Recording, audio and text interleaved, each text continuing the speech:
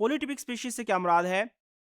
बहुत सारी स्पीशीज ऐसी हैं जिनके अंदर कोई सब स्पीशीज मौजूद नहीं होती, लेकिन बहुत सारी स्पीशीज ऐसी भी हैं जिनके अंदर दो या दो से ज्यादा सब स्पीशीज मौजूद होती हैं। सब स्पीशीज के बारे में हमने पढ़ा कि सब स्पीशीज क्या है। सब स्पीशीज ऐसी स्पीशीज हैं जो कि मॉर्फोलॉजिकली एक दूसरे से डिफरेंट होती हैं, लेकिन ये रिप्रोडक्टिवली एक दूसरे से सेपरेट नहीं हो सकती। ये आपस में एक दूसरे के साथ ब्रीड कर सकते हैं और ये फर्टाइल ऑफस्प्रिंग्स भी पैदा कर सकते हैं। अब a species that contain two or more subspecies is called as polytypic species। कोई भी ऐसी स्पीशीज जिसकी दो या दो से ज्यादा सब स्पीशीज हो उसको हम पोलीटिपिक स्पीशीज कहेंगे। लेकिन अगर एक स्पीशीज जो है उसके अंदर कोई सब स्पीशीज नहीं है तो उसको फिर हम मोनोटिपिक स्पीशीज कहेंगे।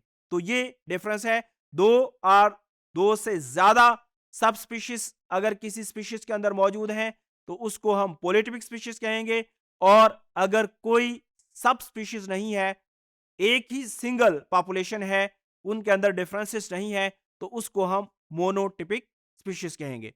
अब पोलोटिपिक स्पीशीज के लिए जो टर्म यूज होती रही है फॉर्मेनक्रीज एंड रोजेनक्रीज, ये वो टर्म्स हैं जो कि पोलिटिपिक स्पीशीज के लिए पहले इस्तेमाल होती रही हैं। अब ये ख्याल किया जाता है कि पहले जो स्पीशीज की आइडेंटिफिकेशन होती थी वो मॉर्फोलॉजिकल बेसिस के ऊपर होती थी। पहले हम मॉर्फोलॉजिकल स्पीशीज कॉन्सेप्ट के ऊपर या टाइपोलॉजिकल स्पीशीज कॉन्सेप्ट के ऊपर बिलीव करते थे।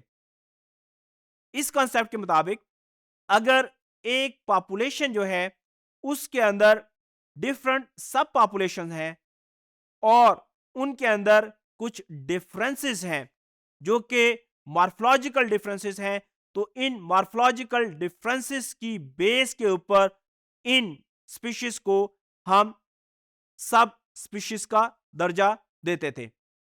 लेकिन बाद में ये पता चला इवन हम उनको सब स्पीशीज की बजाय डिफरेंट स्पीशीज के अंदर रखते थे, क्योंकि इनको हम मार्फो स्पीशीज कहते थे, यानी species on the basis of morphological traits और मॉर्फोलॉजिकल कैरेक्टर्स। उस वक्त सब स्पीशीज का कॉन्सेप्ट नहीं था, लेकिन बाद में ये मालूम हुआ कि तमाम वो स्पीशीज जो कि मॉर्फोलॉजिकली एक दूसरे से डिफरेंट हैं, जरूरी नहीं कि ये रिप्रोडक्टिवली भी एक दूसरे से सेपरेट हों। क्योंकि शुरू में मॉर्फोलॉजिकल स्पीशीज कॉन्सेप्ट के ऊपर हम बिलीव करते थे, लेकिन बाद में जब बायोलॉजिकल स्पीशीज कॉन्सेप्ट आया तो बायोलॉजिकल स्पीशीज कॉन्सेप्ट के मुताबिक एक स्पीशीज के जो मेंबर्स हैं ये रिप्रोडक्टिवली एक दूसरे से आइसोलेटेड होते हैं। ये आपस में ब्रीड कर सकते हैं, ये फर्टाइल ऑफस्प्रिंग्स पैदा कर सकते हैं, और ये किसी दूसरी स्पीशीज के मेंबर से रिप्रोडक्टिवली आइसोलेटेड होते हैं।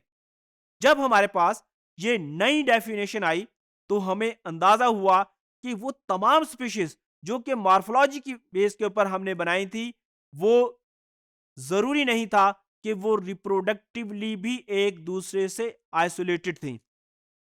तो दोबारा से इन स्पीशीज को रिव्यू किया गया और ऐसी तमाम स्पीशीज जो कि एक दूसरे से डिफरेंट तो थी लेकिन वो रिप्रोडक्टिवली एक दूसरे से आइसोलेटेड नहीं थी, उनको स्पीशीज का जो दर्जा था उसको खत्म कर दिया गया और उनको सब स्पीशीज का दर्जा दिया गया।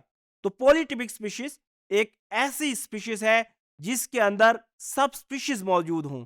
अगर एक स्पीशीज के अंदर तमाम मेंबर एक जैसे हैं, उनके अंदर डिफरेंसेस मौजूद नहीं है, तो ऐसी स्पीशीज को हम मोनोटिपिक स्पीशीज कहते हैं।